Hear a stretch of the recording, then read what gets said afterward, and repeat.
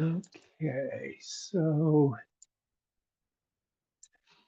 following up with our talk last Wednesday on discernment, I want to dig a little deeper this morning into the importance of wisdom as we walk this path. We talked about how wisdom and discernment are close cousins, if not siblings, because our practice, if we boil it down to its essence, is really about developing sufficient awareness to understand the processes that work in our minds which cause suffering. It's really learning what those are. It's sort of forewarned is forearmed, and all of those processes. I mean, some of those processes, not all of them, certainly include distress, dissatisfaction, struggling, suffering of all various kinds. And the simplicity of noticing our experience and cultivating awareness of our experience, along with the intention to understand the suffering sort of more theoretically through the study of the Dharma, really allows more skillful qualities to emerge in reducing our suffering. And those skillful qualities will be familiar names: compassion, confidence, patience, love, equanimity, concentration, mindfulness, wisdom. The list goes on and on. But today I want to hone in on wisdom, since we're sort of on that theme in the last couple of weeks. And I think it's fair to say that it's essential to both reducing our suffering and bringing more joy into our lives. And this wisdom that I'm referring to is not broad-based wisdom about everything that's going on in the world. Rather, it's about the specific wisdom that the Buddha taught, the specific wisdom that is sort of runs throughout the Dharma, throughout his teachings. And this is the wisdom that specifically involved in understanding suffering. I mean, that's really the target for the wisdom that I want to talk about this morning, because wisdom provides the insights necessary to understand the causes of our suffering and the path of reducing our suffering. It really brings both. And as a bonus, we know that wisdom creates more wisdom. I mean, wisdom is cumulative. It sort of builds on itself. And, the greater the wisdom, the greater the potential to increase that wisdom. It grows and builds on itself with continued practice. And from a practical perspective, the cultivation of wisdom requires, among other things, this is not exclusive, insight and self-awareness, we talk about a lot, noticing and pausing, which we talk a lot about, and then also importantly, what we talked about last week, discernment. So those are all sort of critical ingredients to the cultivation of wisdom. And it teaches us when and how to let go, when and how to drop the rope, when and how to practice acceptance. I heard someone say this week, I was listening to another teacher saying that, the ultimate acceptance for us as humans is that of our own mortality. Everything else sort of pales by comparison. But if we can get to that point, develop enough wisdom to accept, not like, but accept the fact of our own mortality, we have really made some progress on this path. And so it's really about cultivating enough wisdom to learn to drop the rope rather than to get in a wrestling match with every challenge we encounter. That kind of wisdom, that is born of wisdom, the ability to do that, to drop the rope and not get in a wrestling match with every challenge. I spent so much of my life wrestling with every single challenge, big and large, in my life, and the suffering was just endless. So at the end of the day, we don't want to waste energy fighting battles we're never going to win. Wisdom helps us decide this is a battle I'm not going to win. So therefore, I'm not going to fight it. And we recognize this from the wisdom that we've cultivated along the path. This is so fundamental to this path. It is so fundamental to this practice. Because through wisdom, we come to understand how the causes and conditions of our lives come together as a way of causing us to blame ourselves and others for our suffering. If we aren't aware of the causes and conditions that together result us in always blaming ourselves, blaming others, blaming the universe, whatever, for our suffering, we have to notice.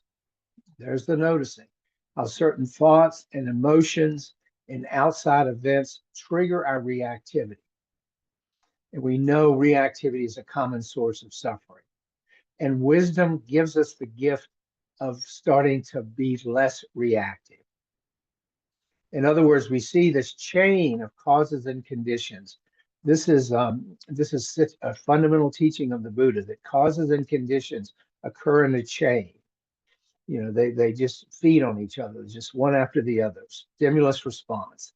And that if we don't become mindful of them and approach them with wisdom, it's going to lead to unskillful emotional responses.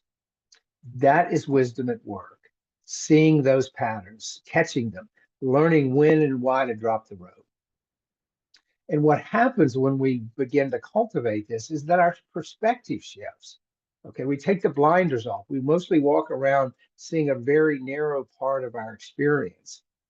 And when we take the blinders off, we begin to see the world with fresh eyes and with greater spaciousness rather than this limited view that the blinders result in. We understand that reactivity serves no useful purpose, but instead we see it as a primary source of our suffering. Every time I'm reactive, every time I get triggered, I suffer. And as I've worked with managing my anger and that form of reactivity in my own life over the years, this has become much and much more clear to me. I still get triggered, but I'm so much better at not getting hooked into those causes and conditions which would trigger my anger as a form of reactivity, which causes not only me to suffer, but whoever it is I'm directing my anger toward. So I recently had a situation in the last week where someone close to me did something inadvertently, but it was hurtful to me. And in the past, I would have enacted an old story. We talked about stories the other day, a very familiar script, and retaliated with anger to punish that person who hurt my feelings. Okay. But fortunately, I caught it. And I realized that I was not necessarily a prisoner of that old story. In other words, I could drop the rope. I did not have to play out the causes and conditions of that story, which has been a lifelong story for me, and get angry and retaliate because I felt someone hurt me. Even if they did it inadvertently, it didn't matter. They're going to have to pay for it. That was the old story. But that's the kind of freedom that we talk about with this practice. I mean, it was just one of those moments of clarity. It was a silly little example, but it could have developed into a whole drama, a whole scenario with if I let my story that we talked about the other day take over without awareness, without wisdom, and just drive that whole situation. That's what I'm talking about. So wisdom helps us see the ways in which our ego, and that's a perfect example, creates unskillful action. That was my ego that wanted to punch back. That was my ego that wanted to get revenge for that hurt that was directed at me inadvertently. But it didn't matter. I mean, in the old days, it didn't matter whether you intended it or not. I was gonna get you back. And so what wisdom does, it not only helps us manage the ego, it actually generates a curiosity about our experience. So this is what the Zen people talk about with beginner's mind. We see situations with beginner's mind with fresh eyes, not the same old tired, reactive, uh, suffering-based, ego-based pattern. So, for example, we might look at an aversion to something with curiosity rather than a judging mind. So, why am I, having an aversive reaction to that? I'm curious about that, rather than just judging it and reacting to it with a sort of hair trigger. So I think it becomes pretty clear here that wisdom shows up everywhere in our practice, and it's impossible to make progress on this path without our cultivating it and employing it. It is just fundamental. It's just like when we talked about discernment. And again, they're just part of the same underlying support that wisdom and discernment bring to our practice. When I experience the clarity that wisdom provides in a challenging situation, I feel a pleasant lightening internally. I feel this weight come off.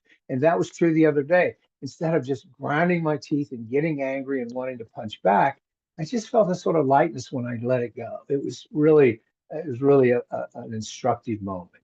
And there's a sense of satisfaction that the practice is working, which just motivates us to continue when we have those kinds of moments of clarity.